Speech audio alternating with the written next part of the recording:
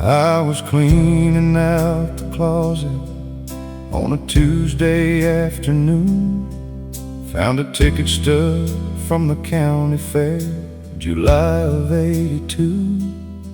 Your handwriting on the back of it, just 4 words and a smile. Best night of my life, I stood there for a while. The dust motes floated gentle in the amber evening light, and 40 years collapsed to nothing, folded up real tight. I sat down on the hallway floor and let it wash on through. Some memories never learned how to leave, especially ones of you.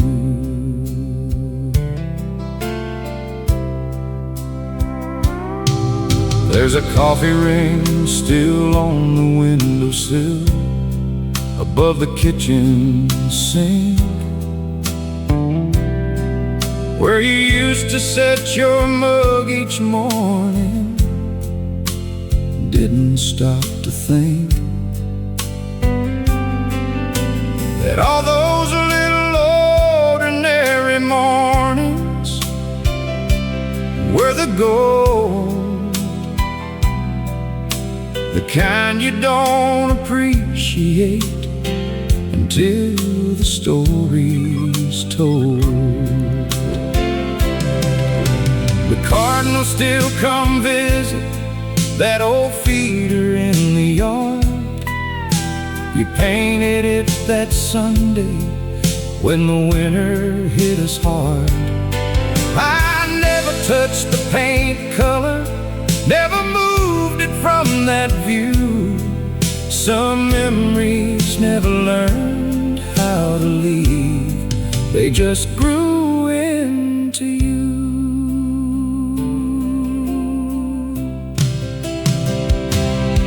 My daughter asked me yesterday who taught me how to laugh. I said a woman with a summer dress and a crooked photograph. She smiled like she half understood the way the young ones do, not knowing yet how long a love can follow you right through. The porch boards creak the same old way beneath my older feet. The fireflies still rise at dusk above that old dirt street. I light a candle at the table where we used to sit and dream, and some memories never learned how to leave, they just learned how to breathe. Some memories never learned how to leave, they just hang their coats and settle in beside the door. They walk the hallway soft and quiet, patient as the trees. Some memories never learned how to leave, and I don't ask them to anymore.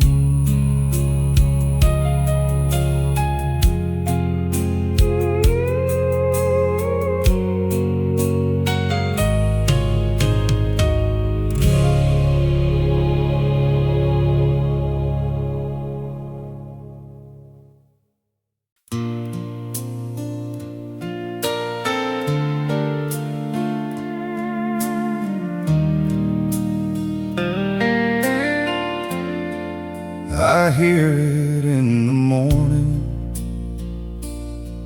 when the floorboards start to warm,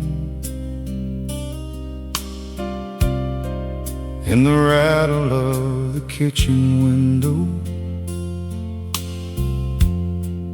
during a summer storm.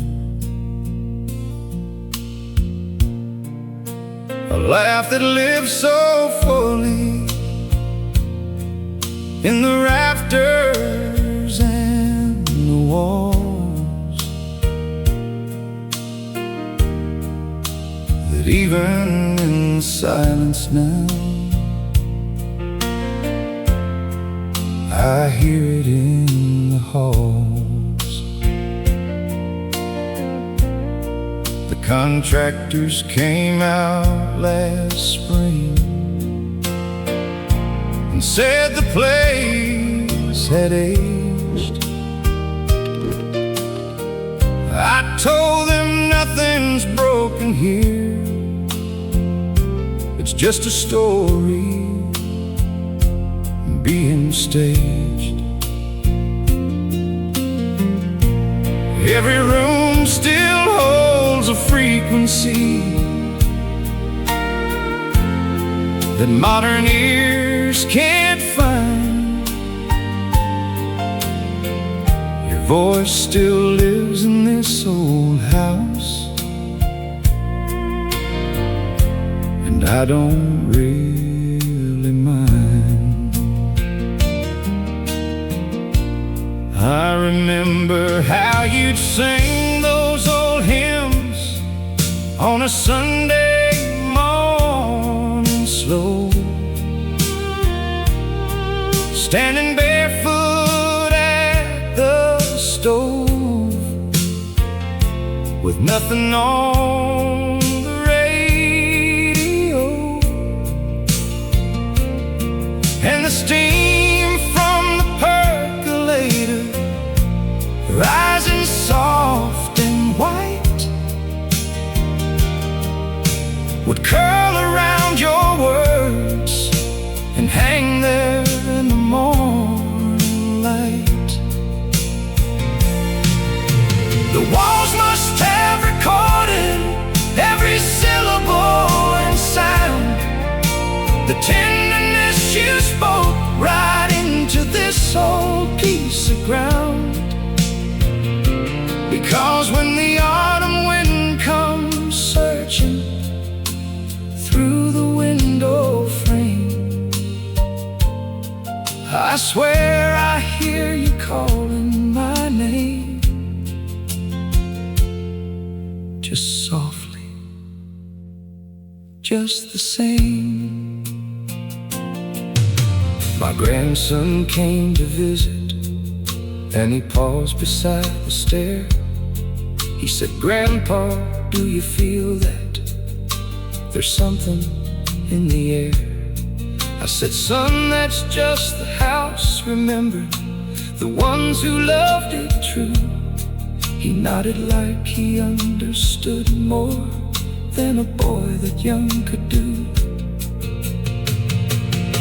I walk from room to room at night when sleep is hard to find, and I'm not lonely, not exactly, just grateful for the kind of love that leaves a permanent and living kind of trace. Your voice still lives in this old house and fills each empty space. Your voice still lives in this old house, in the settling of the beams, in the closing of the doors, in the places where the wallpaper has a yellow to a rose. Your voice still lives in this old house, and I hear it most on quiet winter nights, when all the world outside has gone to sleep, and the only sound is memory breathing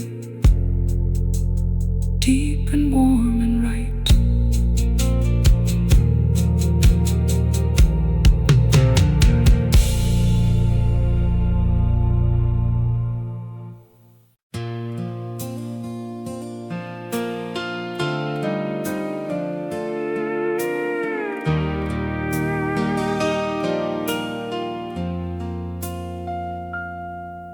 I was looking for a battery, or maybe just a pen.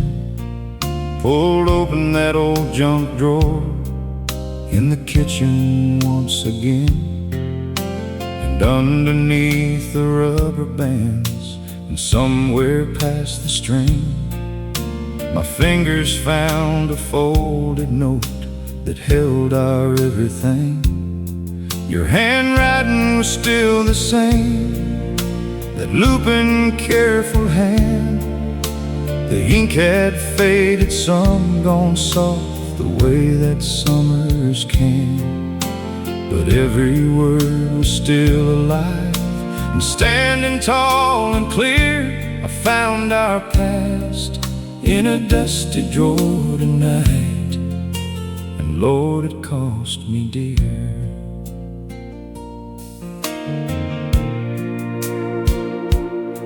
There was a photo booth strip from the mall on Lincoln Drive, 4 tiny frames, 4 frozen laughs. We looked so damn alive. You'd written on the back of it, December '89. And I remember that exact cold night, your hair, your eyes, your wine. A stuff from the movie that we saw. I can't recall the show,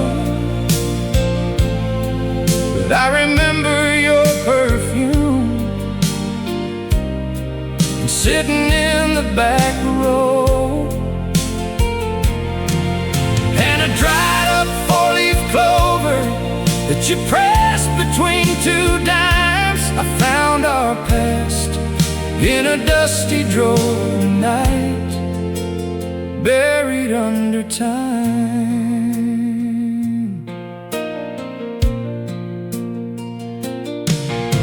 I spread it all across the table underneath the light, and let myself go all the way back into that life tonight. I didn't fight it, didn't rush, just let the memories lead, the way a slow song does when you surrender to the need. The clock ran on past midnight while I sat there on that chair, feeling young and feeling old at once, feeling everywhere. And when I put it all back gently, folded, tucked away, I found our past in a dusty drawer tonight, and let it have its say. I found our past in a dusty drawer tonight. Everything I thought was lost was only resting there in the folded dark and quiet of a life we used to share. I found our past in a dusty drawer tonight, and I held it like a child holds a candle in the wind, careful, full of wonder, and so grateful it had been.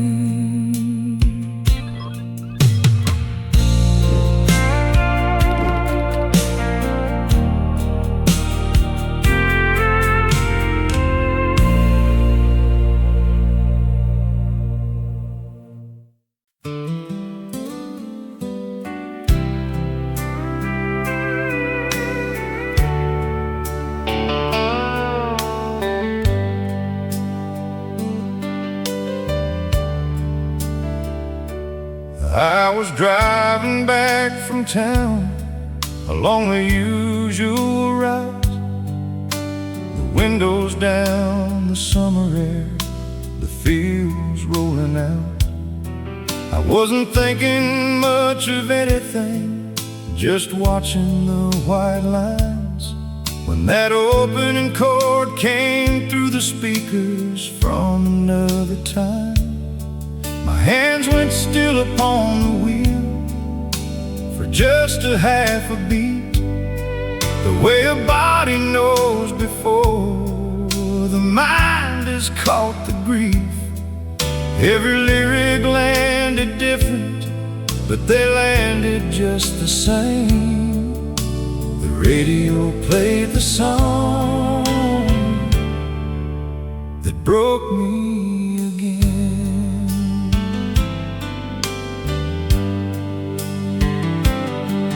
We were 23 and dancing in the living room that night, the old lamp throwing amber gold across the fading light. You had your head against my shoulder, breathing soft and slow, and that song played on the little radio.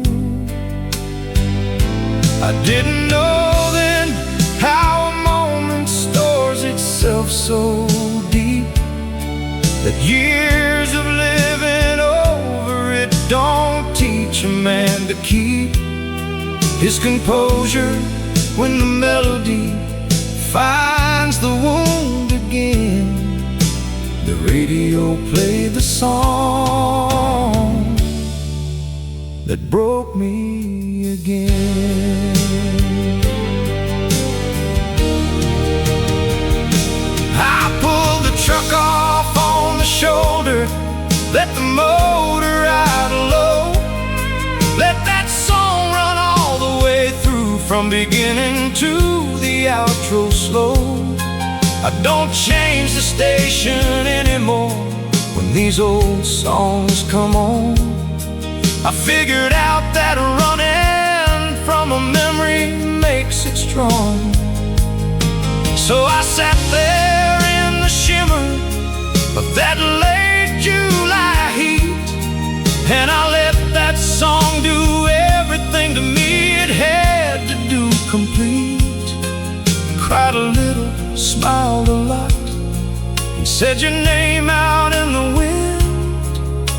The radio played the song that broke me again, and it healed me again. The radio played the song that broke me again. Somewhere between the cornfields and the county road's last bend, it found the place I keep you, warm and living in within. The radio played the song that broke me again. And brother, it was beautiful every single time. It's beautiful.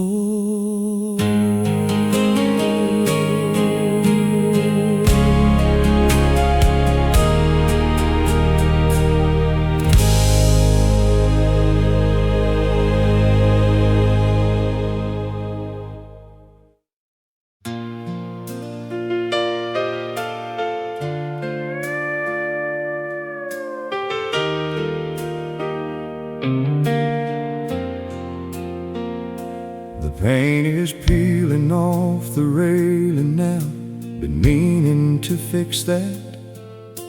The old wind chimes are rusting through, the screen door's warped and cracked. But every time the evening's cool and lightning bugs appear, I find myself out on that porch as if you're going to appear. I sit down in the same old chair that faces down the lane, and somewhere in the honeysuckle and the coming rain, I swear the air still holds the shape of everything we knew. That empty porch still feels like summer with you.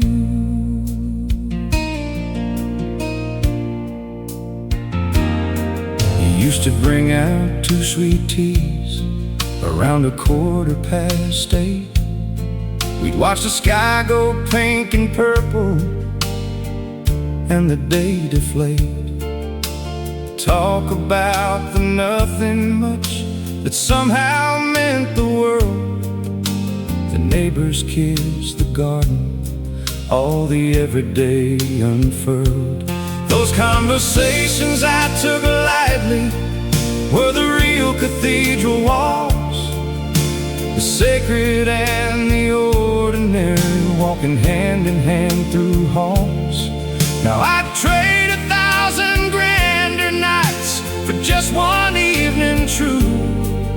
That empty porch still feels like summer with you.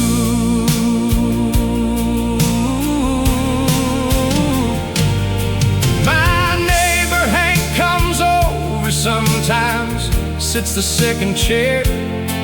He doesn't say a lot, he just knows when a man needs someone there.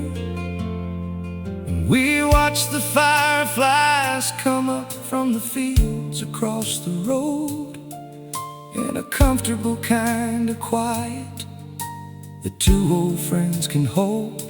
He lost his Mary in the winter, and we share that particular weight. The understanding that love doesn't finish, it just waits. And some nights in the summer dark, the whole world feels brand new. That empty porch still feels like summer with you. If these old porches and these old songs have ever found a corner of your heart, if you've ever sat and watched the fireflies and felt a love that never fell apart, stay right here with me. There's more where this comes from, I promise you it's true. These songs are made for souls like yours, the ones who love the way we do. That empty porch still feels like summer with you. The lightning bugs, the honeysuckle, the sweet tea and the dew, the sky going pink and purple while the whole world just withdrew. That empty still feels like summer with you.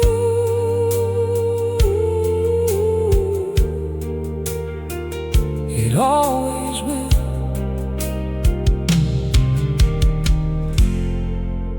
It always will.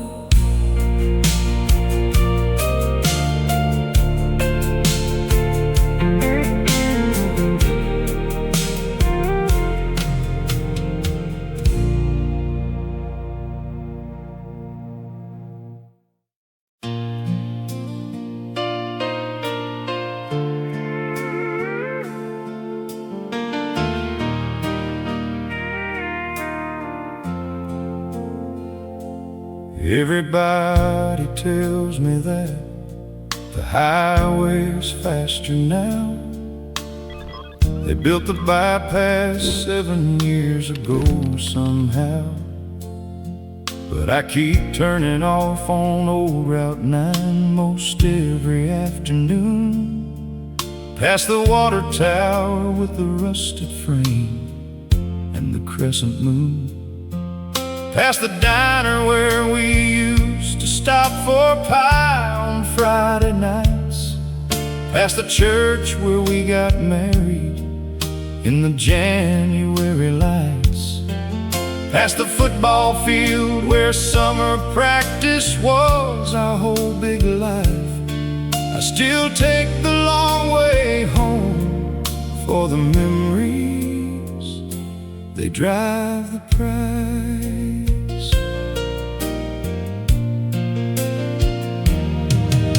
past the corner where your daddy's hardware store still stands. They turned it to a coffee shop, but I still see his hands stacking fence posts on the Saturday when I came to ask him right for his daughter's hand in front of the morning light. And there's a little clapboard house where Mama raised us five, where the trumpet vine has overtaken the whole eastern side. The new folks put a fence in, but the old oak still stands through. I still take the long way home for the memories, most of them are you.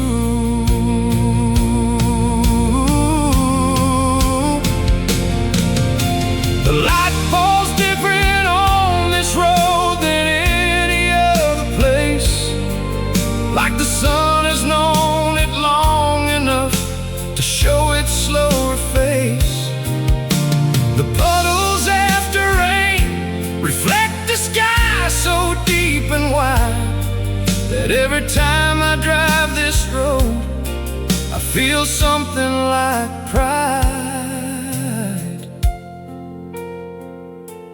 Pride for the plain and simple life that happened right here first. The ordinary Tuesdays and the days that went to worst, and all the beauty living in between those bookend days. I still take the long way home for the memories, for the rest of my days.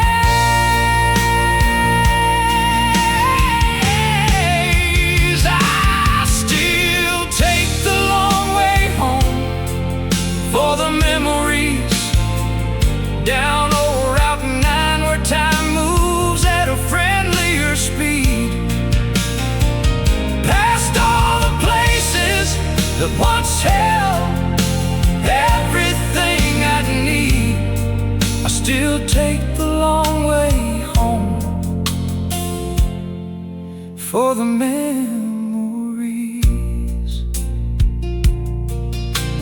20 extra minutes is a bargain price to pay for every beautiful thing that happened along the way.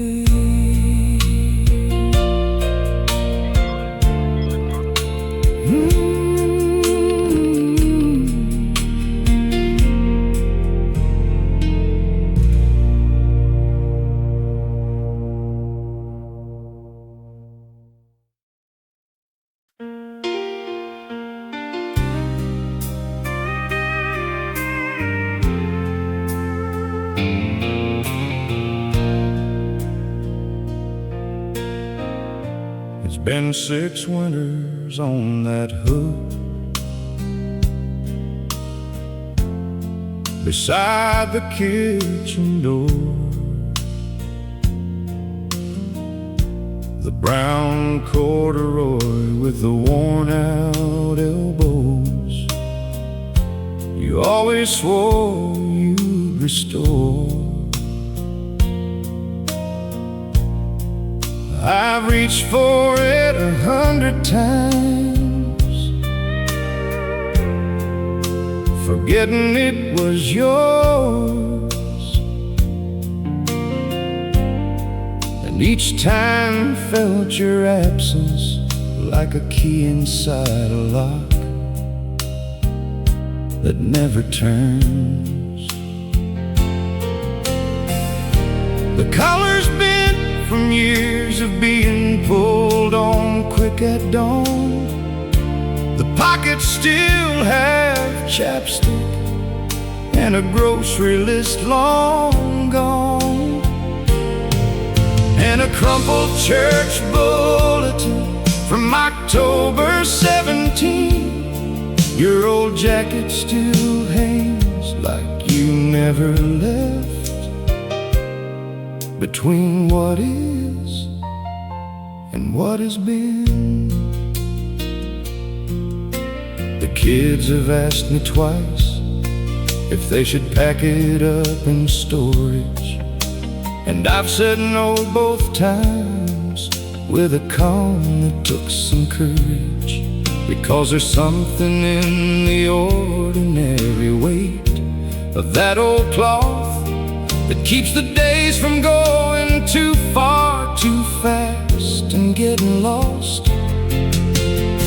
I smelled it once, just once, on a particularly hard night. It doesn't smell like you anymore, mostly dust and time's own light. But the memory of the smell is stronger than the smell itself. Your old jacket still hangs like you never left. I left it on the shelf. My youngest wore it once to rake the leaves when she was 9. She swam inside the sleeves and laughed that laugh that sounded just like mine. Or maybe yours. By now those sounds have blended in the air. So much of you lives on inside these children that we share. And maybe that's the miracle that I keep missing in the grief. That love leaves more than absence. It leaves an impossible relief. The comfort in the continuation, in the faces and the ways. Your old jacket still hangs like you never left. And some things stay that way. Your old jacket still hangs like you never left. Like any morning now you might just pull it on and go out to get the paper in the cold October slope. Your old jacket still hangs like you never left. I'll leave it there until the day I'll leave this house for good. I'll leave it there because I love you and because I should.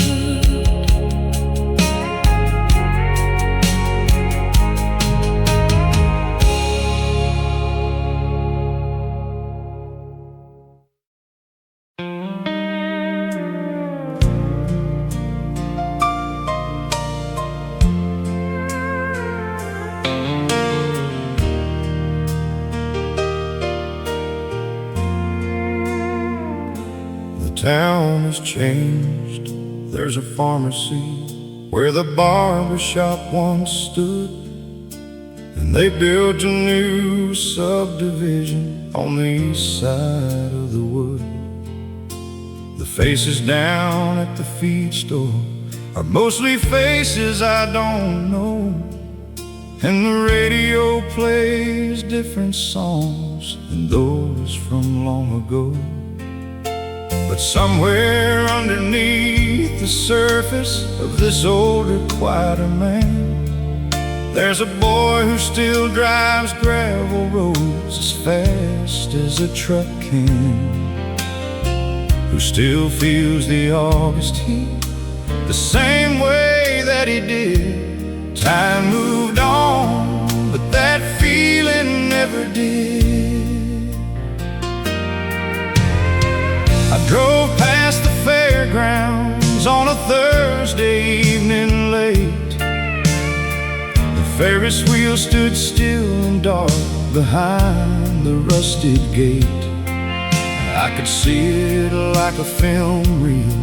All the lights, the smell of corn, the way she held my hand so tight. The night the storm clouds formed, we ran back to the car together, both of us soaked to the bone.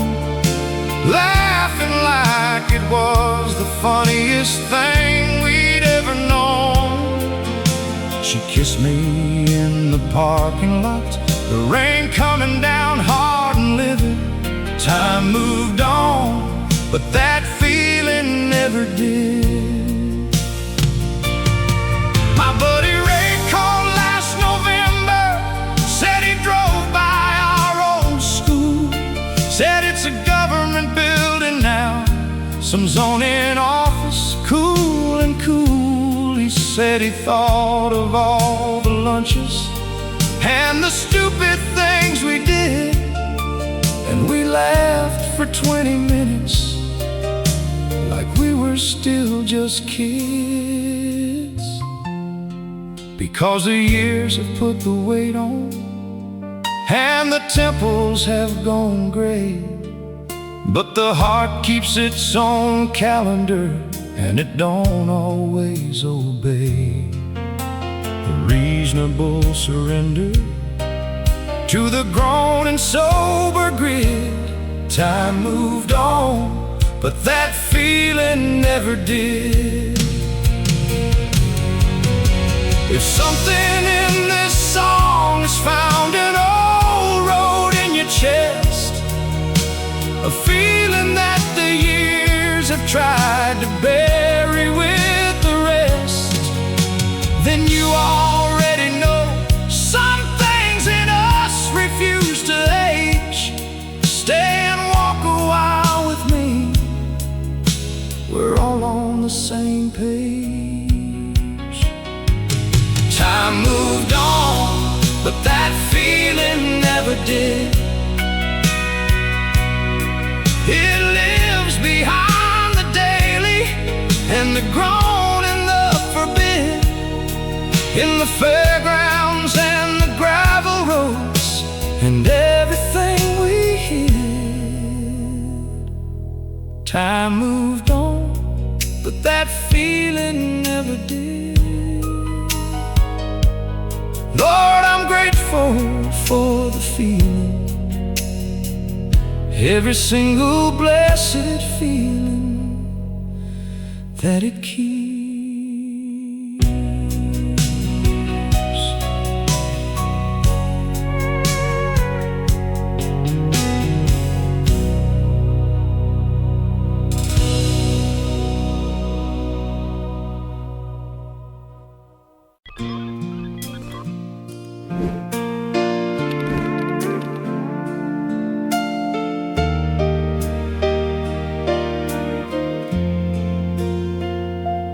Told me once, look up tonight around 1:45.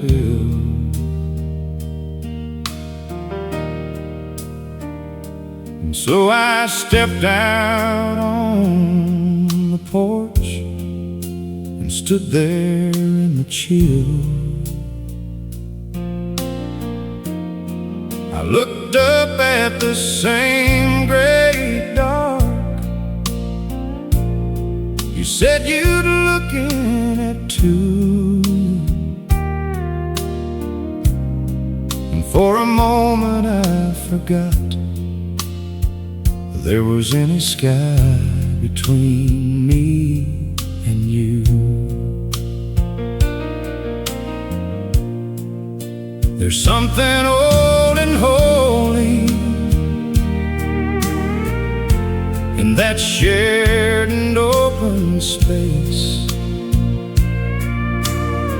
like every soul who ever missed someone has looked up at that same face and found a little comfort in the stars that don't move far. Just knowing you're beneath them is enough for where we are. I've started saying goodnight out loud before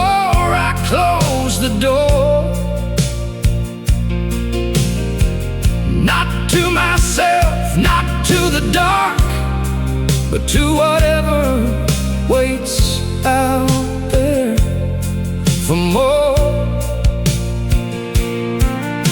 Something in the ritual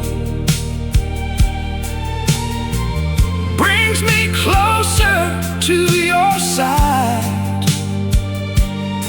like the sky is just a bridge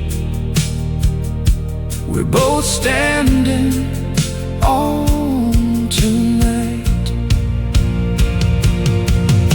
The sky connects us both tonight, beneath the self-same moon. Not to myself, not to myself, not to the dark, but to whatever waits out there for more. Something in the ritual brings me closer to your side, like the sky is just a bridge we're both standing on tonight. The sky connects us both tonight, beneath the self-same moon. The sky connects us both and says that we'll be together soon. No matter where you are out there, just look up when you can. The sky connects us both, and that's as close as we can stand.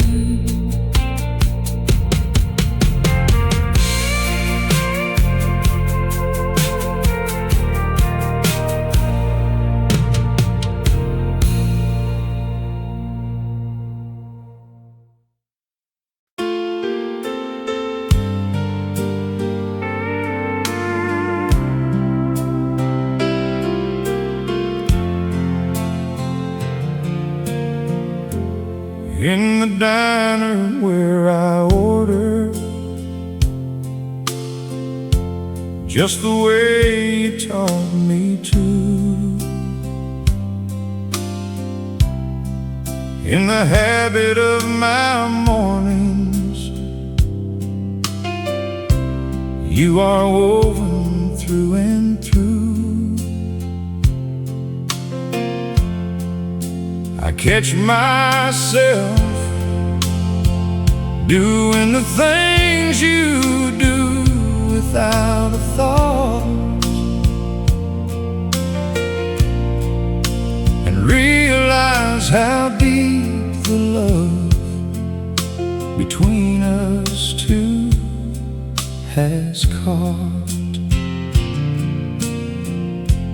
In the gas station I've never been before, I reach to call and tell you something, and then I feel you even more. Because just wanting to share a moment means you're already there. You travel with me in my instincts, in my need to have you near. I used to think that distance meant I had to leave you behind. Now I know it's just the opposite of what I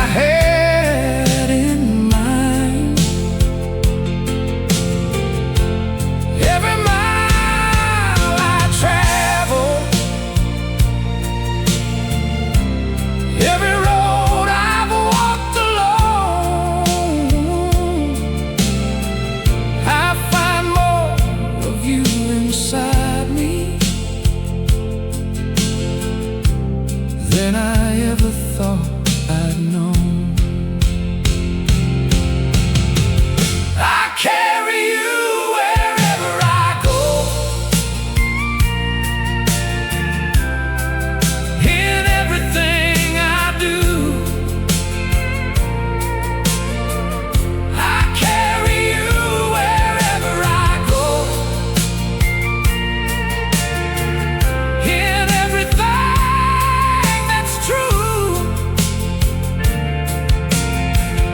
The world's a big and lonely place for anyone alone. But I carry you wherever I go, and so I'm always home.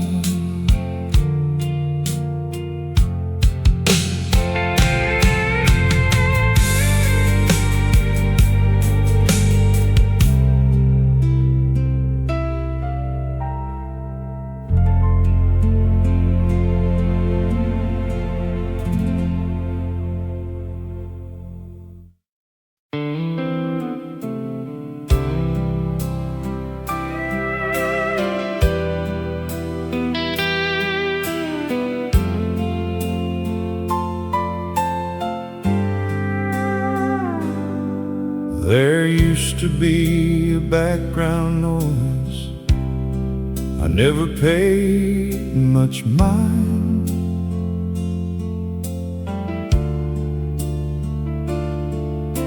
The radio you're humming, the small sounds of your kind.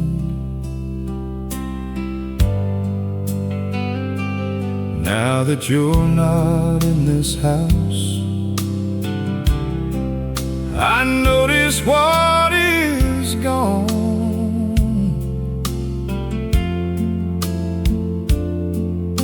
The silence has a different weight now that I'm carrying it alone.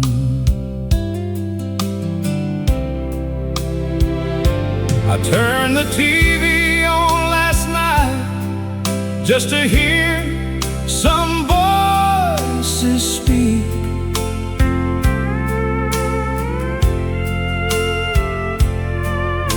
But voices without yours in them feel hollow and too weak.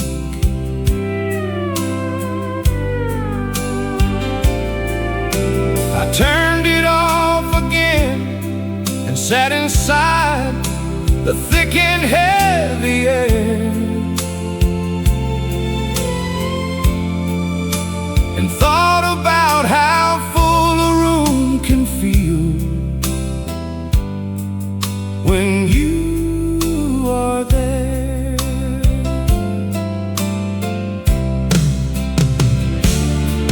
I've learned that love is volume. It takes up actual space.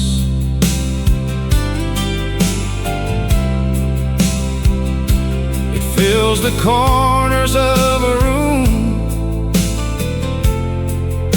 It brightens up a place.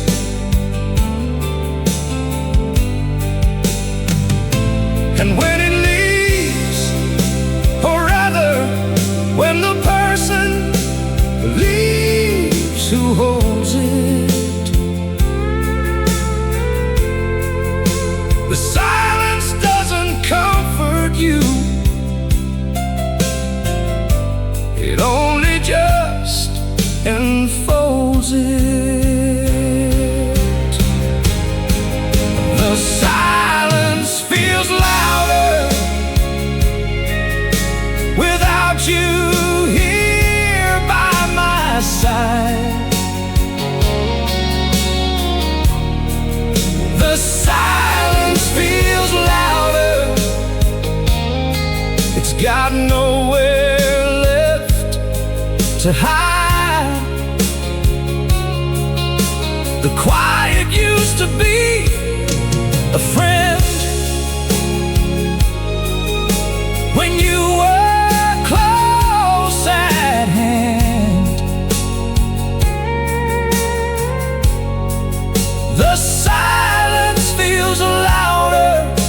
without you, and I'm starting to understand.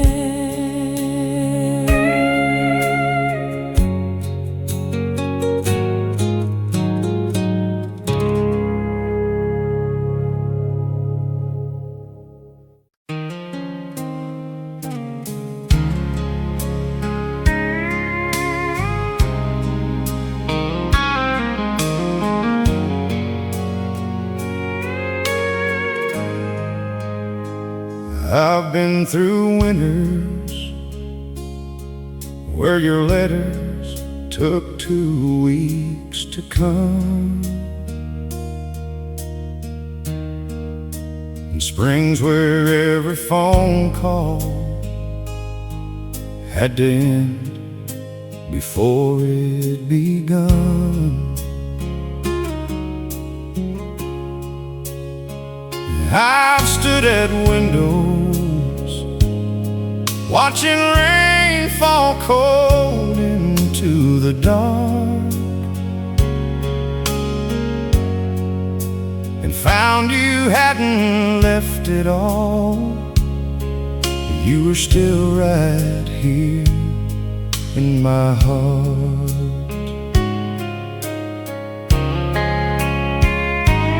Time does funny things to most things men put stock in and believe.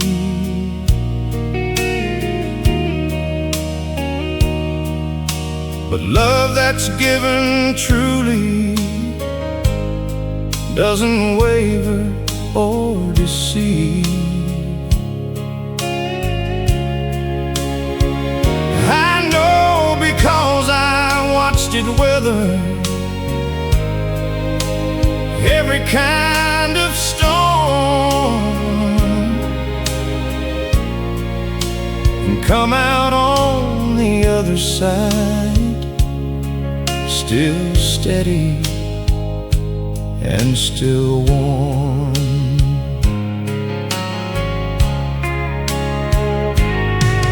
Maybe distance is the test that separates the real from thin, the kind of love that's built to last from the kind that can't begin. And everything we've carried through has only made me more aware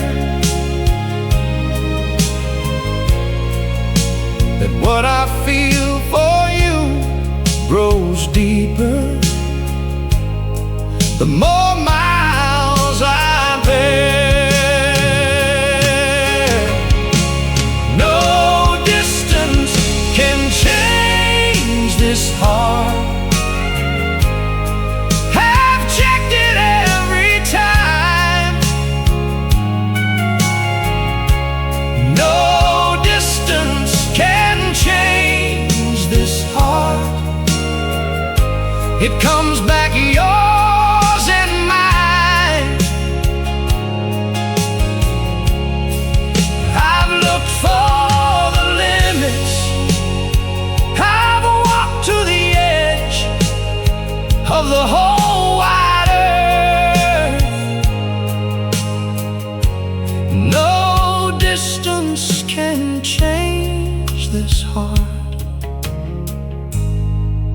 You gave it all it's worth.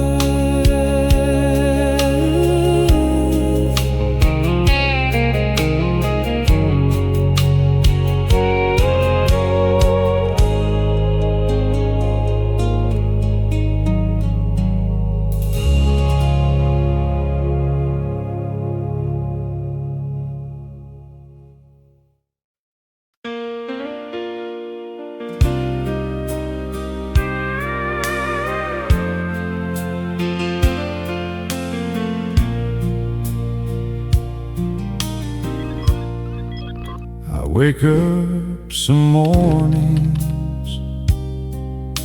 before the alarm, before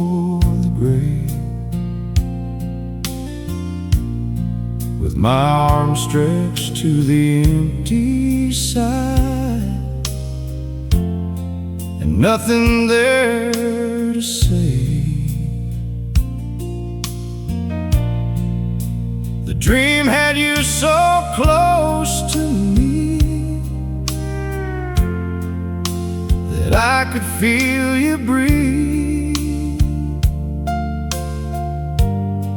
And then the ceiling reminds me gently what the night will leave.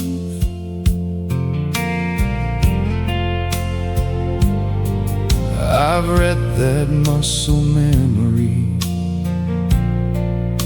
is stronger than the mind, that the body keeps on practicing the love that's left behind. And maybe that's a comfort in its way, when the reaching fails, that some part of me won't let go. It still believes without fail.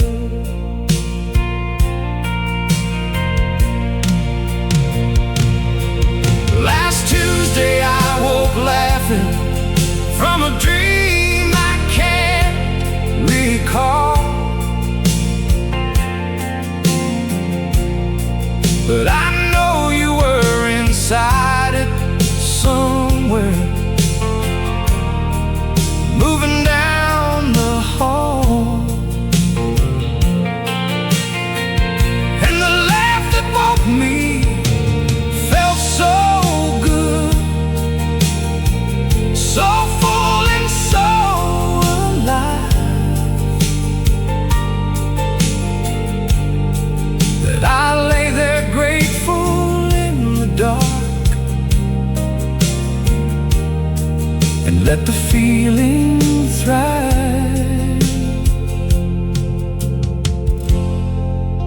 If you've ever woken up and felt the ghost of someone you loved beside you, you are not alone in this. Stay a little longer. I still reach for you in my sleep when the world goes still. I still reach for you in my sleep, and I probably always will. In the waking hours I manage, I keep myself in line, but I still reach for you in my sleep every single time.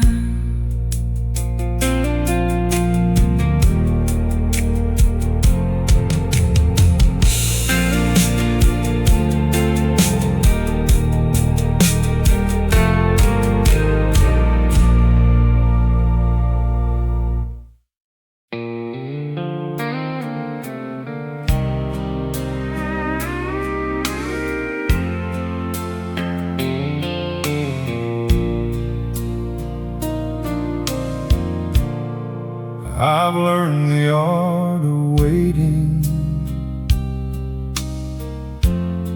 the way farmers know their fields. You plant something worth growing, then you trust the thing that yields. You don't dig it up to check it. Every morning out of fear, you tended with your patience, and you wait for it to clear. We've had our share of seasons where the growing felt too slow, where I wondered if the waiting was the only way to go. But then you'd say something so simply, something honest and so plain, and remind me what the waiting was, and make it all feel the same.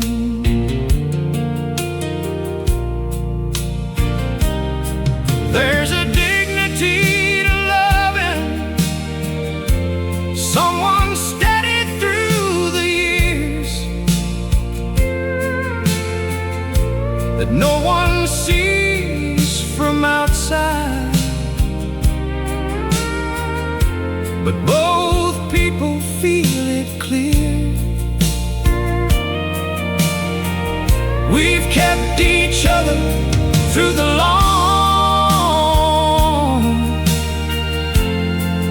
and ordinary days, and that kind of love is rarer than most people stop to say. The love that waits through time is the love that holds you true. The love that waits through time builds itself in everything you do. Some loves burn fast and brilliant, some burn low and long and deep. The love that waits through time is the love that you can keep.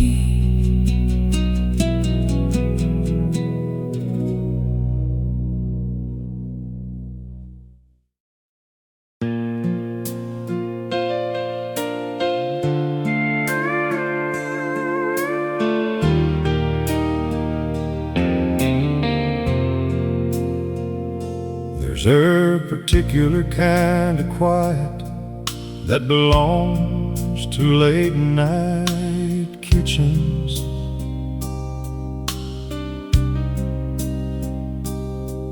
when the rest of the house has gone to sleep and the old refrigerator's pitching.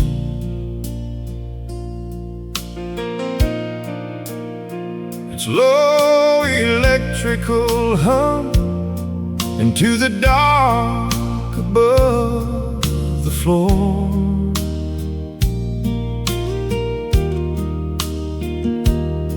and the world outside has settled into something you could adore.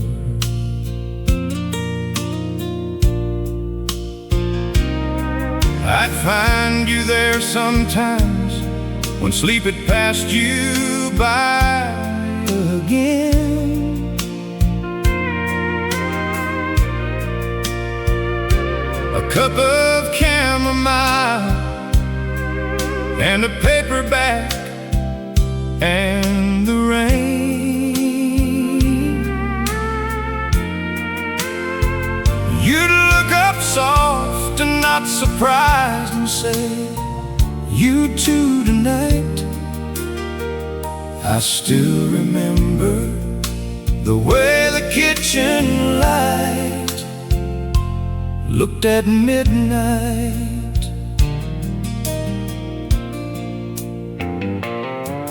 It was yellowish and warm, not bright, more like a candle from above. A 40-watt that hadn't burned out yet, the kind of light made for love.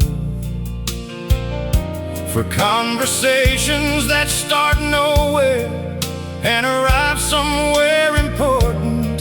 For confessions that come easy in the dark without distortion. You told me about your father once at 2:15, how you missed him different in the winters, and what the missing put you through. And I just listened with my coffee growing cold and getting right. I still remember the way the kitchen light looked at midnight. I've lived in several houses since, none of them have got it right. The overhead in every kitchen flooding out with too much light. So I've taken to unscrewing bulbs and setting candles on the sill, trying to rebuild that amber room in every place I live in still. My daughter caught me at it once and asked me what I was about. I said some kinds of light are worth the effort to find out. She thought I meant the candles. She was sweet to think me bright. I still remember the way the kitchen light looked at midnight. I still remember the way the kitchen light looked at midnight. Yellow, warm and honest, forgiving to the face and kind. The perfect light for telling truth to someone you don't mind. I still remember the way the kitchen light looked at midnight. It looked like home. It looked exactly like home.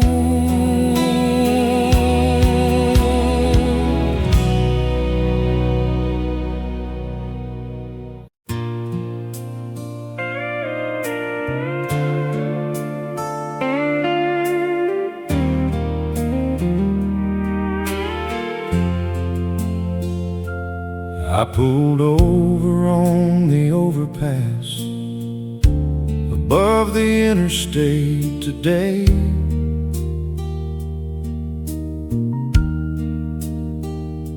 Watched the big trucks heading south and the smaller lives each carry their way.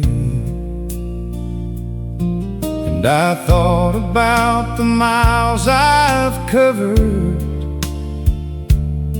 since I first learned how to steer. All the roads that shaped me quite into who I ended up right here.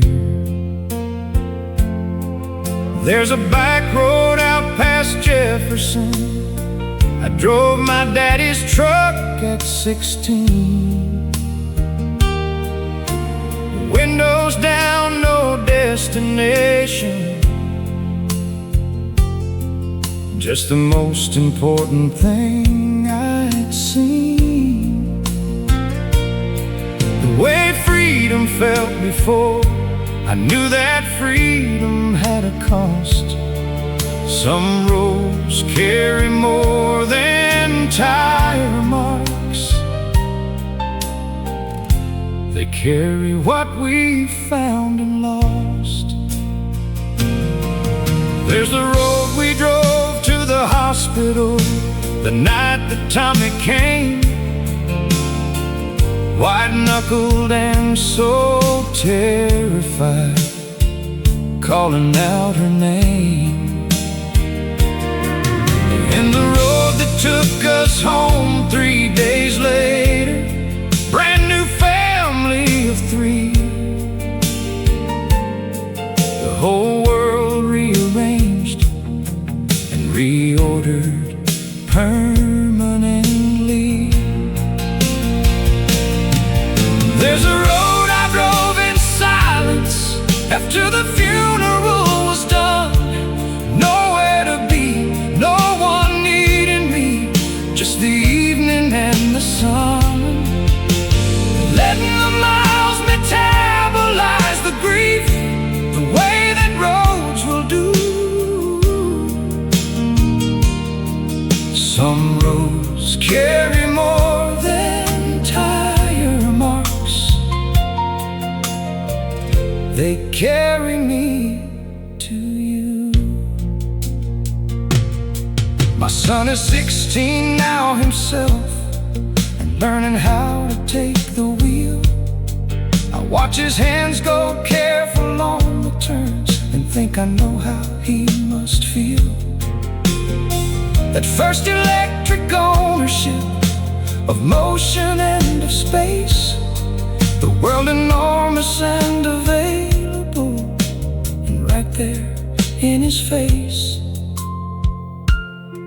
I'll take him down that Jefferson Road on some clear October day, and not explain a single thing, but just to let the road have its say. Because some things pass best between the fathers and the sons in motion through. Some roads carry more than tire marks, and now they carry you. Some roads carry more than tire marks, they carry first times, last times, every in between. All the versions of the man you were before you knew what you would be. Some roads carry more than tire marks, drive them slow, Lord, drive them slow.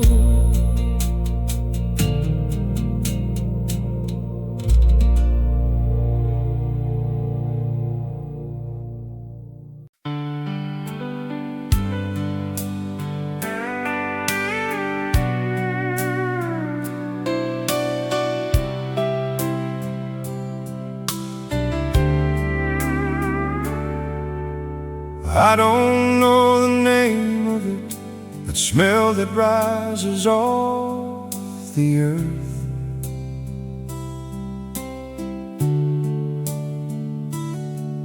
When the first drop hits the summer dust and gives the dry ground birth.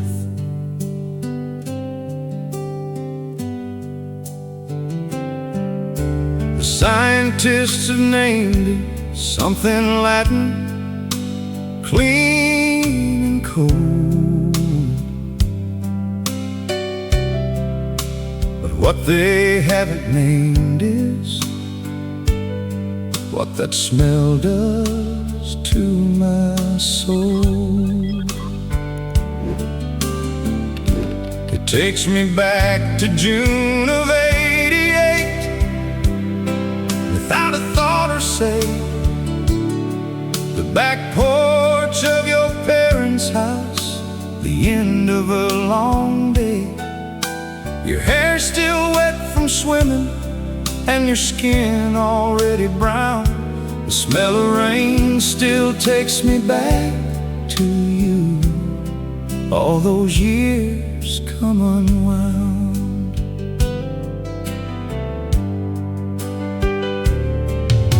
We sat and watched that summer storm roll in from the southwest.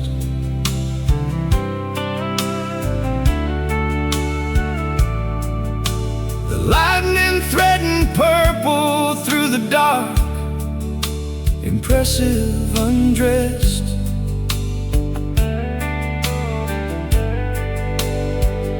And you put your feet up on the rail without a word, like a woman who belongs somewhere. The most beautiful thing I ever heard. In the silence, not the language, in the ease of being near, someone who requires nothing but the offer of your being here. We were both so young, we didn't know we were in something true.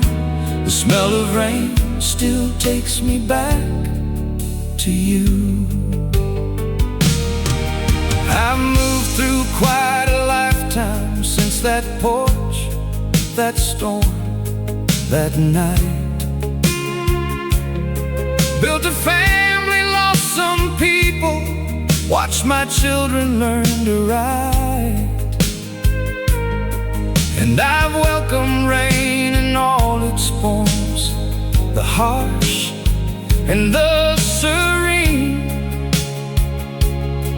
as the teacher and the cleanser and the softener in between.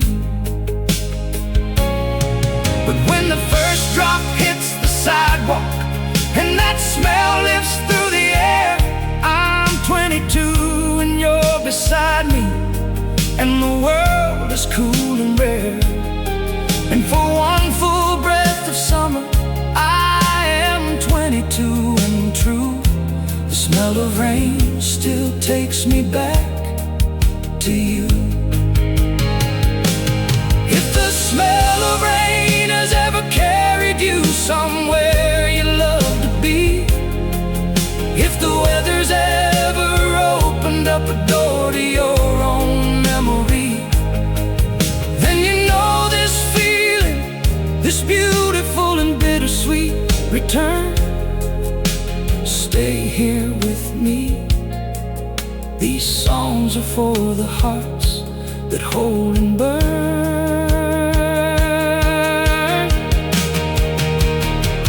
The smell of rain still takes me back to you. The lightning and the purple sky, the summer evening dew, your feet up on the railing, and the whole world feeling new. The smell of rain still takes me back to you. Always will. God, it always will.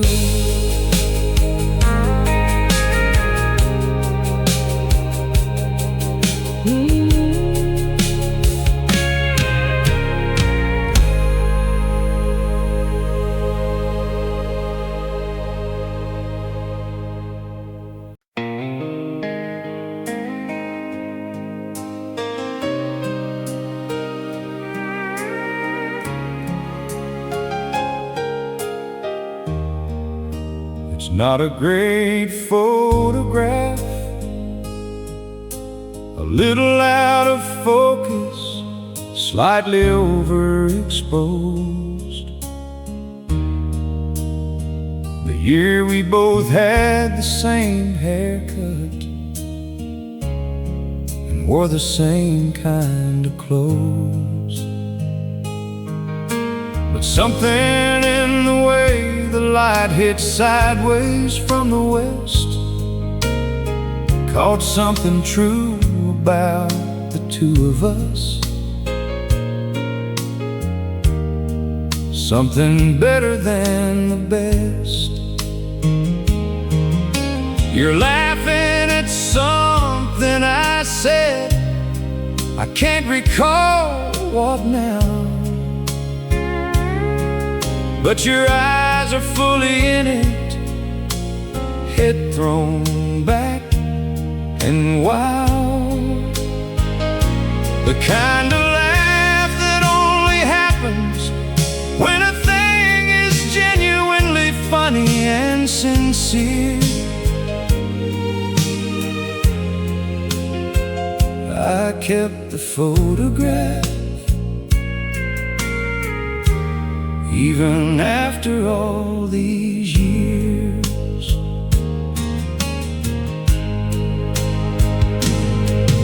I moved it through 3 wallets and a couple dozen towns, put it in a cedar box the year the second marriage came unwound.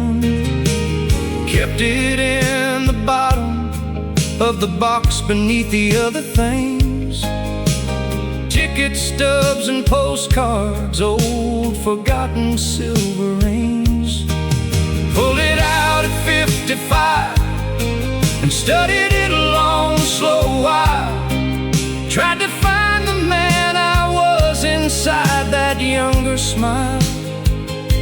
I found him there, a little blurry, but he's there and still appears. I kept the photograph even after all these years. My daughter found it in the box while going through my things, the way that daughters do to understand the life that gave them wings.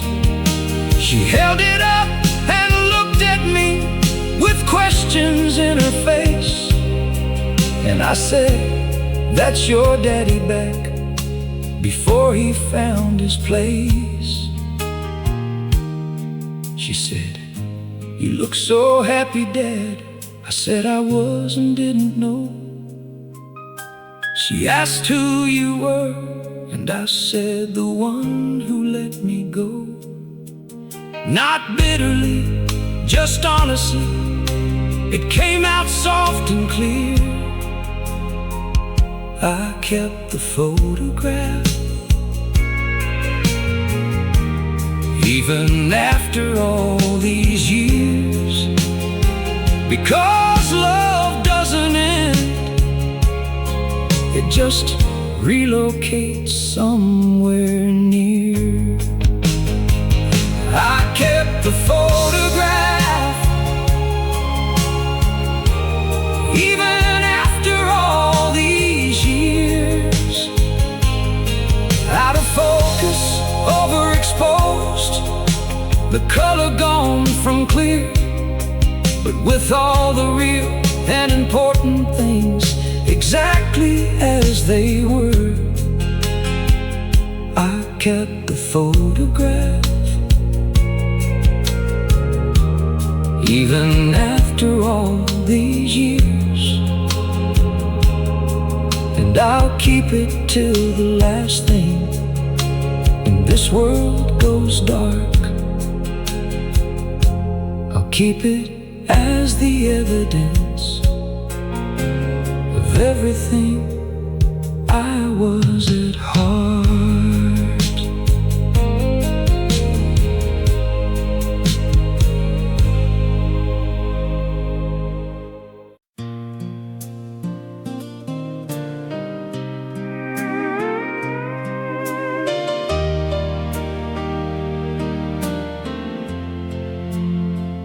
There's a kind of silence in a small town after supper hour, when the last lawnmower quits and the porches hold their power, and the only sound is crickets and the distant trains approach, and the evening settling gently like a prayer or like a coach.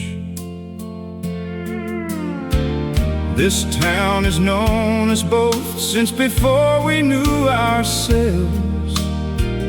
since we rode our bikes down Main Street past the hardware store shelves. Every corner here is witnessed something that we were. The silence in this town knows our story.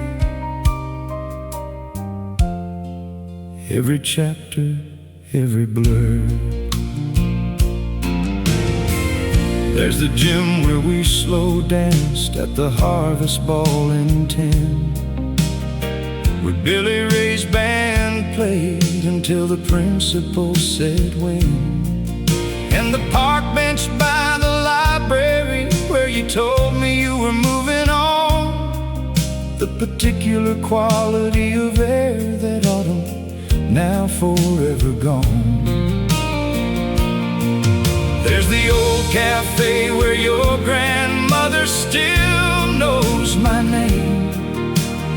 She takes my order, sets my coffee, doesn't say a thing, just pats my hand and moves along. The kindness of the old and wise. The silence in this town knows our story, reads it in my eyes. I stay sometimes and wonder why it would be easier elsewhere, where nobody knows your people and the whole weight isn't there. But then the sunset hits the water tower in that golden late day way, and I remember why I never drove too far away.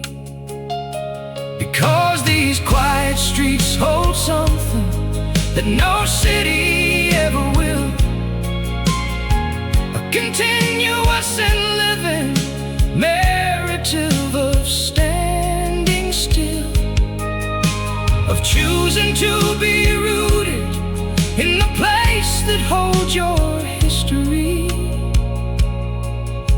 The silence in this town knows our story, and it watches over me. The silence in this town knows our story. Every gentle heartbreak, every dawn after the storm, every hand we held, every fire that kept us warm. The silence in this town knows our story. It guards it like an elder guards a name. And some nights I am grateful that I stayed.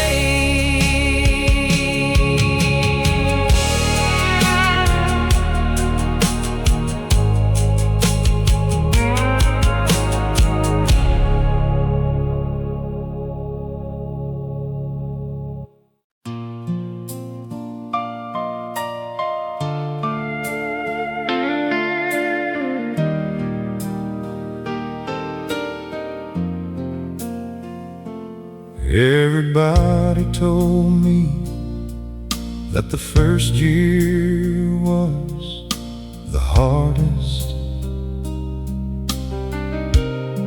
that by 3 years out the edges start to soften and depart best, that 5 years in you mostly live inside the present day, and by 10 you've mostly made your peace with everything that stayed. But here I am at 15 years, and I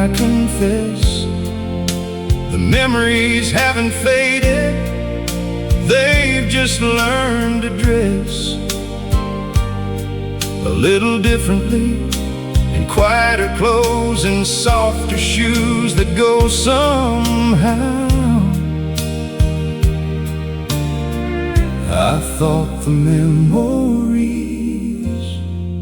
would fade by now.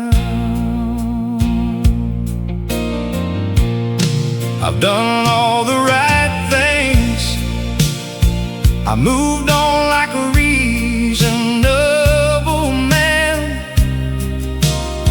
started over twice with someone kind, made a brand new plan. Watch the children grow to people, watch the grandchildren arrive, felt the honest warmth of ordinary life and being alive. And it's good, genuinely good, the life I've built from here. But there are mornings when I wake up and for just 1 second clear, I reach across the bed and then remember where I am and how. I thought the memories would fade by now. My doctor says it's normal that the deepest loves don't leave, they just get folded into everything you do and breathe and believe. And maybe that's the news I've been too stubborn to receive, that fading isn't what I want, it never was my need. Because what I want is not to lose the shape of what we had, not to move past it like it was a chapter, something sad, but to carry it as warmth, as the compass and the vow. I thought the memories would fade by now, but I'm no longer sure I want them to. I thought the memories would fade by now, soften to a feeling, blur to something vague and slow, but they still arrive in full color everywhere I go. I thought the memories would fade by now, but they found a way to live inside the life I built instead. Not faded, just transformed, not gone, just differently wed.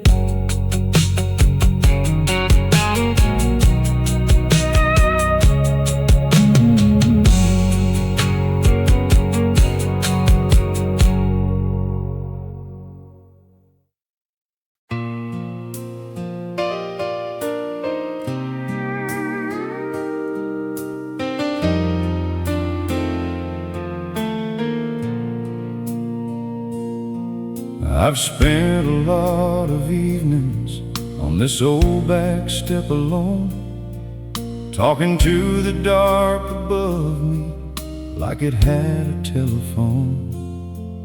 And the moon comes up regardless, full or sliver, near or far, hanging there impassive and magnificent and scarred. I told it once about the summer when I was 17, about the girl from down the creek and and everything between. How I let her go for reasons I've never understood since then. The moon has heard every memory I couldn't forget, and kept them, amen.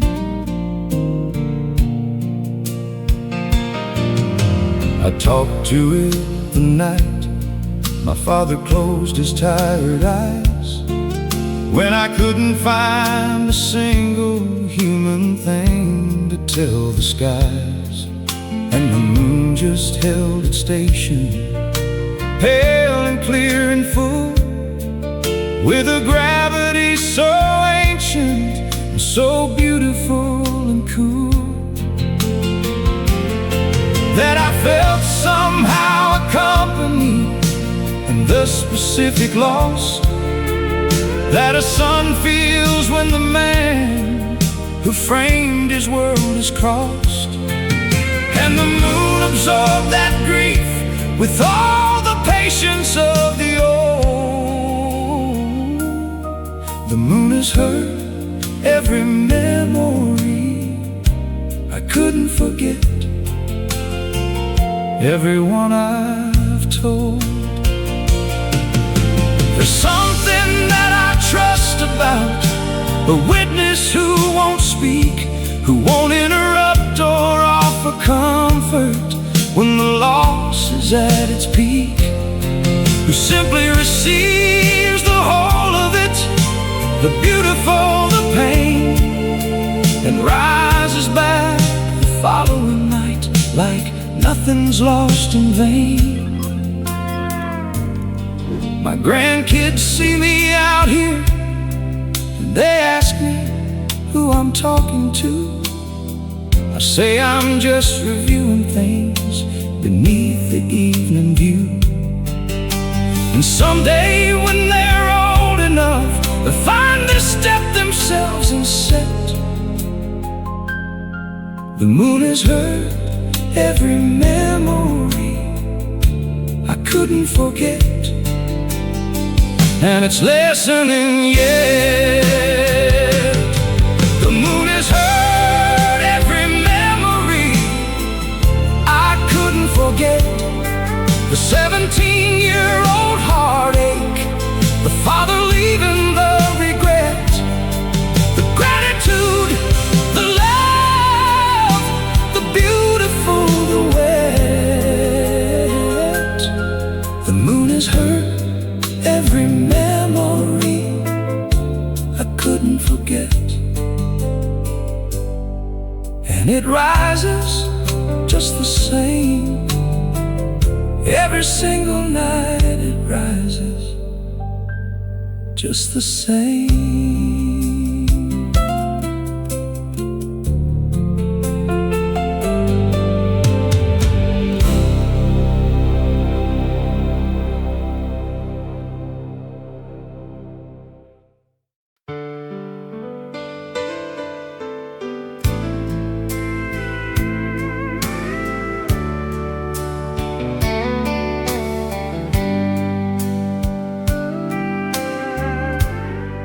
There's a shelf above the window in the house I grew up in, where Mama kept the coffee cups she never used back then, collected from the little towns on every road trip that they made, each one a souvenir of somewhere, and a story that was stayed. I found them in a cardboard box when we cleared out the place last fall. wrapped in yellow newspaper, surviving miracle and all. Each cup a small museum, piece of a life that once ran full. Old coffee cups and faded dreams, there's something in them beautiful. There was one from Gatlinburg with a hand-painted mountain scene from the honeymoon in '68. I know what that cup means. One from a truck stop off I-40 with a red-cheeked cowboy face, from the year they drove my brother home from his first faraway place. And a plain white one from a small motel in a town nobody names, with a chip on the handle that my father claimed he didn't break, he blamed. The suitcase or the car door, Mom would smile and roll her eyes. Old coffee cups and faded dreams, and ordinary paradise. I took the shelf down gently and I put it in my truck, not knowing where I'd hang it, just knowing it was worth the luck. Set it in my kitchen by the window, east facing, morning bright. Now the cups catch the sunrise every single day in perfect light. And when I have my coffee in the mornings cold and warm, I stand among those little painted mountains and the cowboy and the warm, and I feel the whole long chain of love that made me who I see. Old coffee cups and faded dreams, and I'm still living in the stream. Old coffee cups and faded dreams, nothing's ever as forgotten as it seems. Every little piece of living holds its worth and gleams. Old coffee cups and faded dreams, that's the whole inheritance, the whole of what it means to be the sum of everyone who ever lived and loved upstream.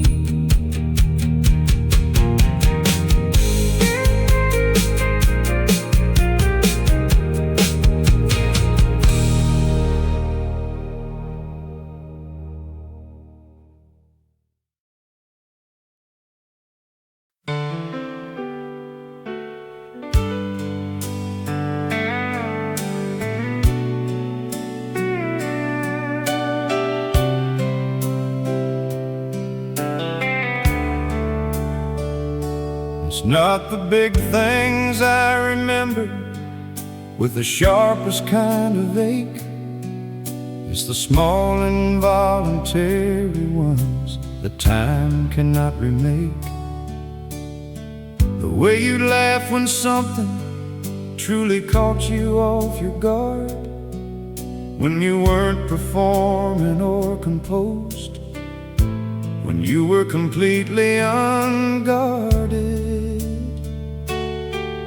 Head back, eyes closed, that sound that started low, then rose and ran, contagious as a summer cold, and more alive than a man could manufacture twice if he tried for all his borrowed time. Your life still echoes through my mind sometimes.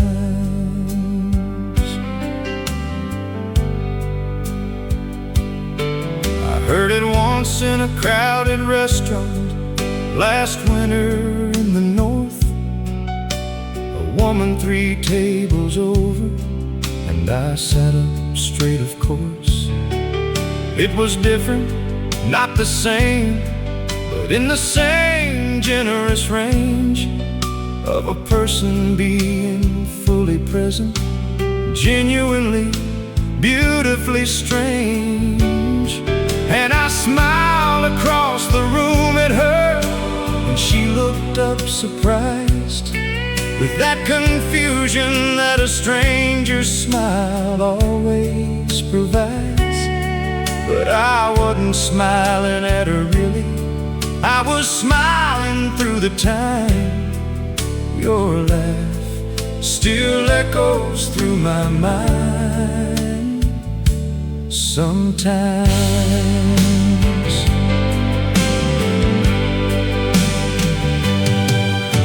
The brief books say the sounds are the last things that we keep. That vision fades the fastest, and the auditory goes deep into some protected region of the memory's older floor, where the primary things are stored.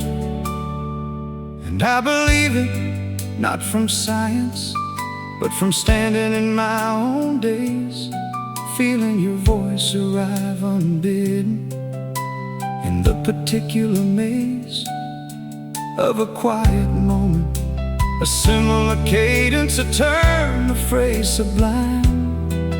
Your laugh still echoes through my mind sometimes, and I am always, always glad it does.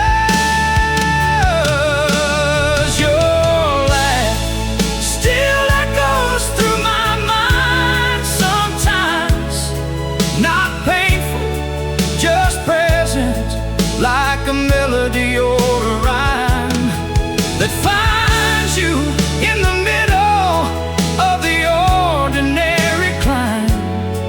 Your laugh still echoes through my mind sometimes. Still the most alive thing in all the years and miles, still the most alive thing, your laugh.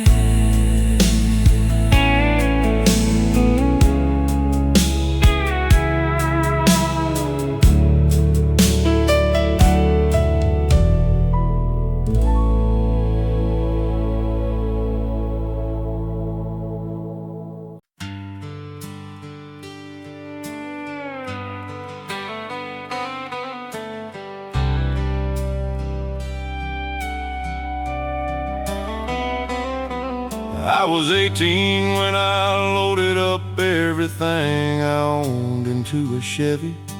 The whole hometown watching from the sidewalk, some light, some heavy. My mother standing at the door with her arms crossed over her chest.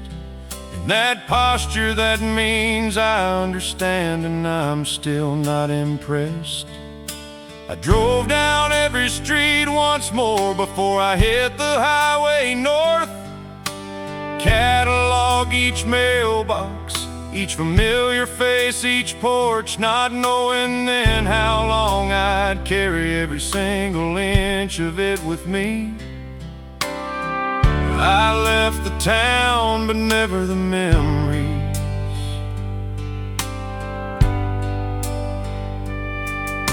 The city gave me everything I thought I needed at 19. A career, a different kind of woman, a whole new kind of scene. And I grew into the version of myself that needed all of that. The expanded and the educated and the long way back. But somewhere in the third floor office, somewhere in the conference room, I'd catch a smell, a diesel smell, a particular perfume, or see a pickup truck parked somewhere and just briefly be set free. I left the town, but never the memories. I retired at 60 and surprised myself with where I headed. Right back down that same highway with my truck and my heart level.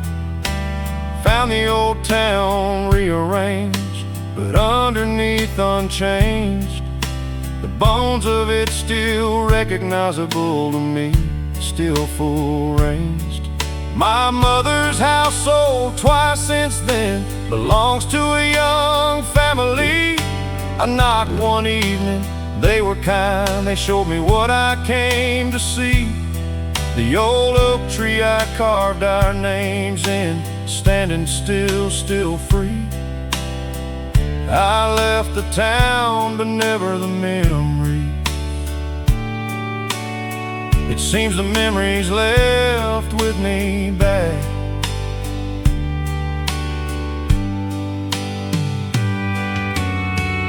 I left the town, but never the memories. They traveled in the Chevy, rode the highway, paid no fees. Found a place inside the city life among the high-rise trees.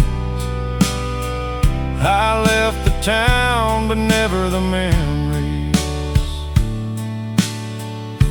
And when I came back 60 years in, the memories were still there waiting, patient as the wind.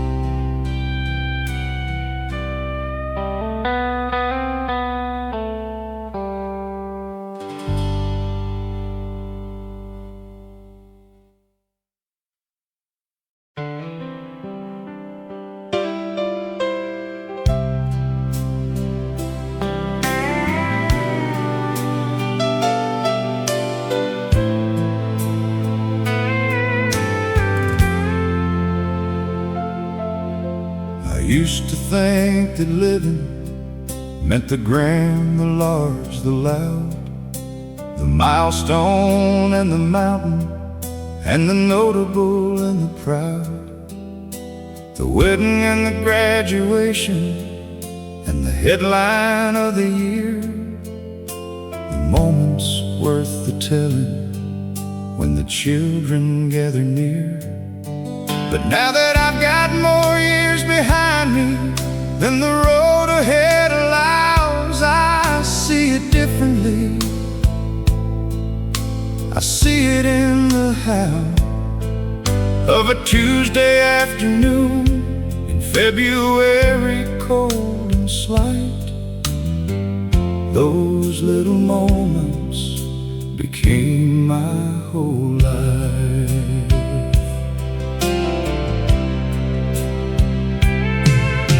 The way she'd hum a song and not know she was doing it, the Sunday morning pancakes that were never quite a perfect fit, the screen door sound in summer, the radiator's winter knock, the station wagon packed for camping, the tailgate talk, my son asleep in the backseat on the way home from somewhere late, my daughter at the table drawing something wonderful and great, her tongue pushed to the corner when when she concentrated right.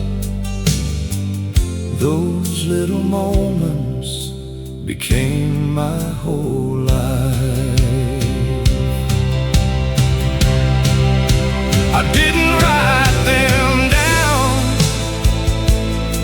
I thought I didn't need to then, that the mind would just retain them. But the mind's not always a good friend. It keeps the shape of things more than the detail and the specific. And sometimes I can't remember the exact and the terrific, but the feeling I have got completely intact. The warmth of being inside those ordinary, underrated, stacked up mornings, afternoons, and evenings of a simple life done right. Those little moments became my whole life. And if the little moments in your life are what you treasure most, the Tuesday afternoons, the singing, the familiar and the close, stay here with me. I'll keep singing to the ones who understand that the little things are everything. Reach out and take my hand. Oh, those little moments became my whole life. Not the headlines and the highlights, but the quiet and the right, the humming and the pancakes and the children in the night. Those little moments became my whole life. And I'd trade nothing, not a single ordinary thing. I'd trade nothing for the world they helped me build and bring.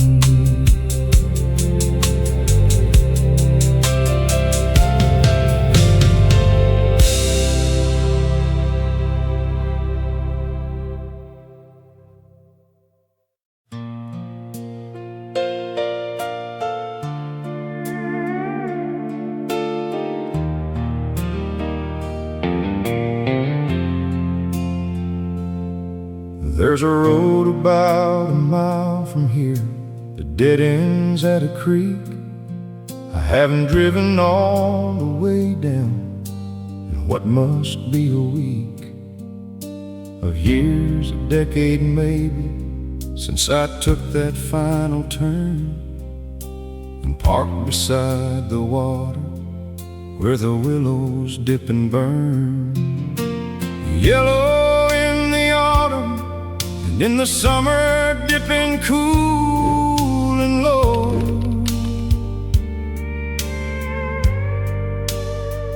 Over the dark water, running steady and it's slow. And I know it's still there,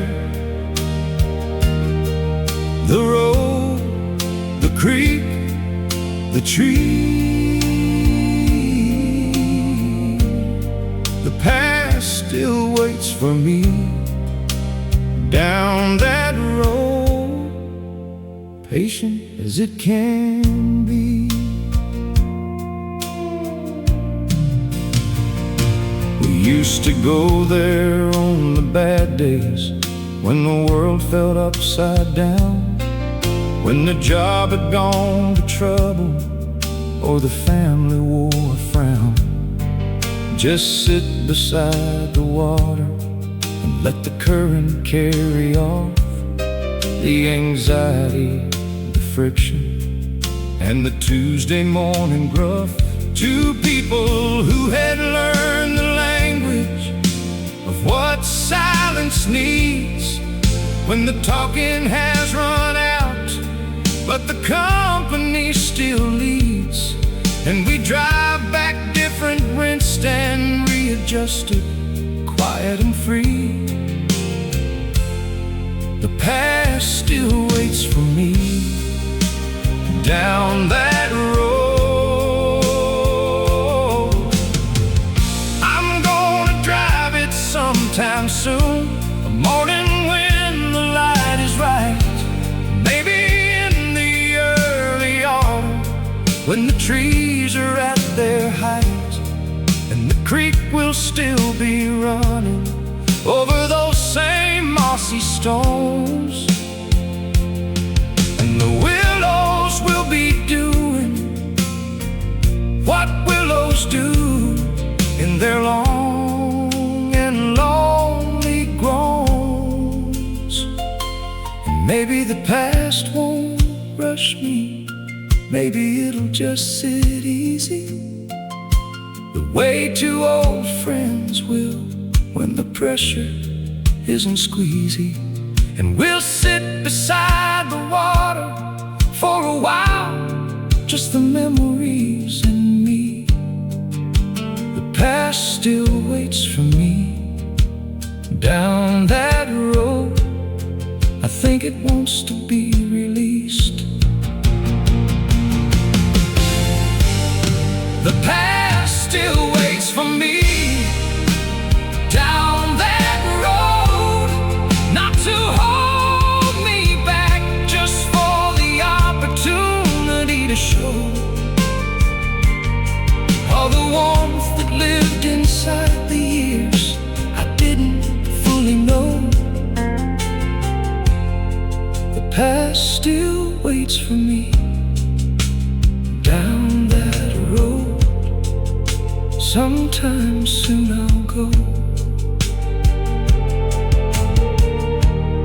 Sometime soon I'll go.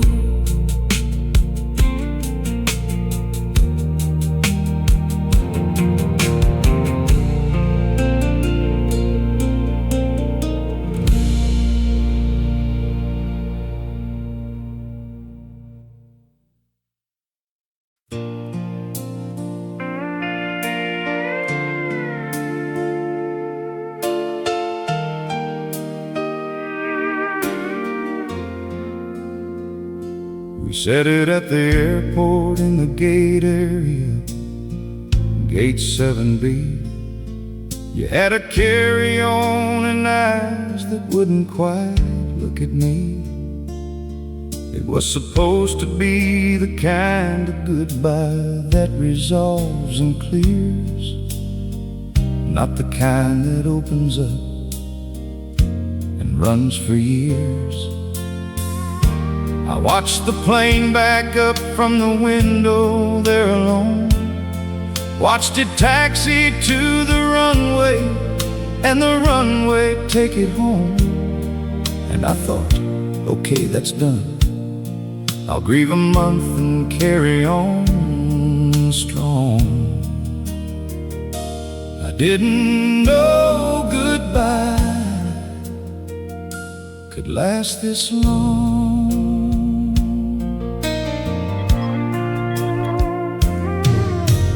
First year I was right, mostly functional and moving ahead. New routines, new focus, filling in the hours of the bed. The second year it surfaced, slower, stranger, more refined, like a flavor you can't name that keeps returning to your mind. And by the third year I'd accepted it as part of the terrain. Not a wound exactly, more a weather like the rain, a presence in the ordinary morning and the song. I didn't know goodbye could last this long.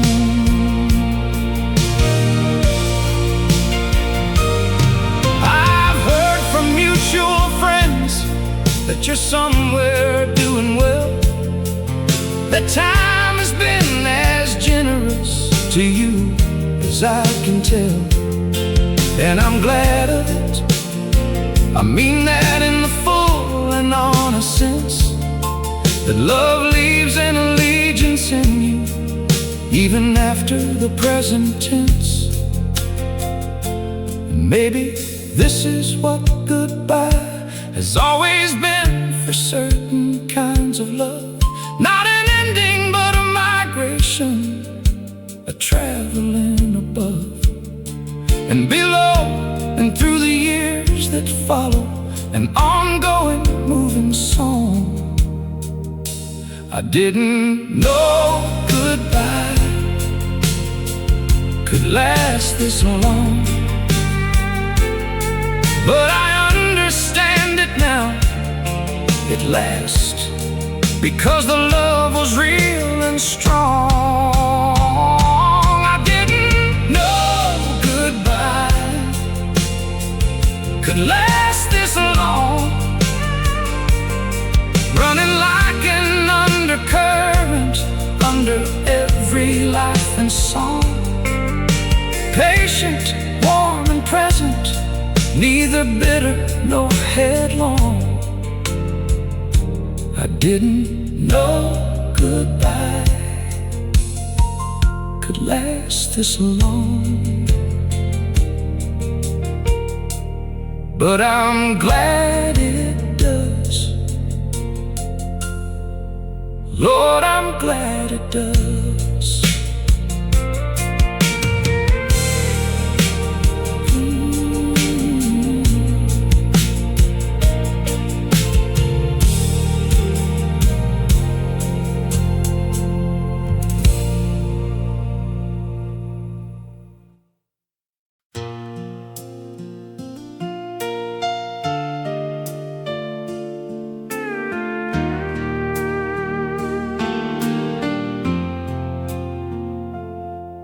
If the old kitchen table could testify and speak, it would tell about the Sunday mornings and the days at their most weak.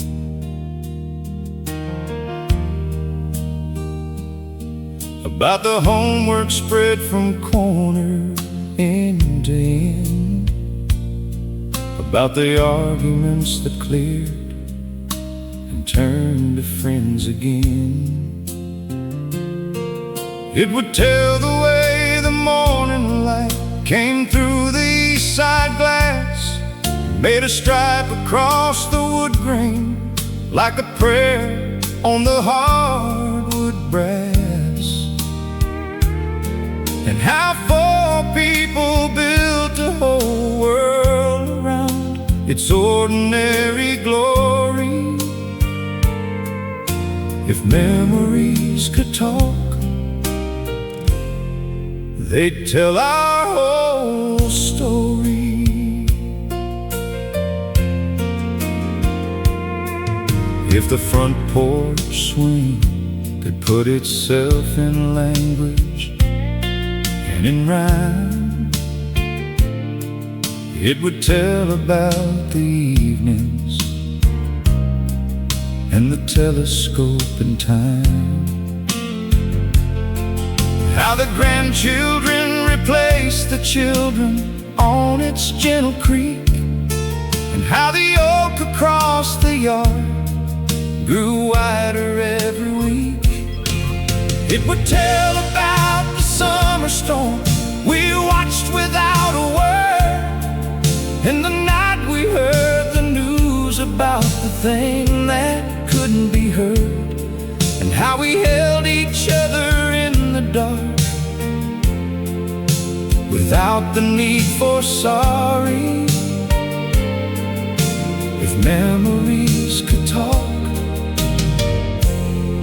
they'd tell our whole story.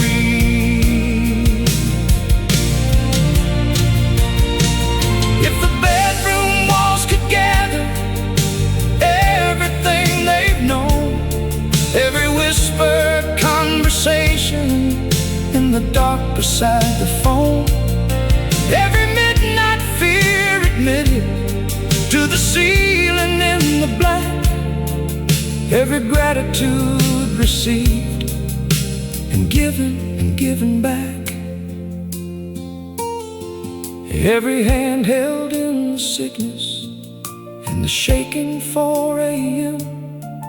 Every reconciliation and every fresh-born stem of understanding that grew up between two people on that floor.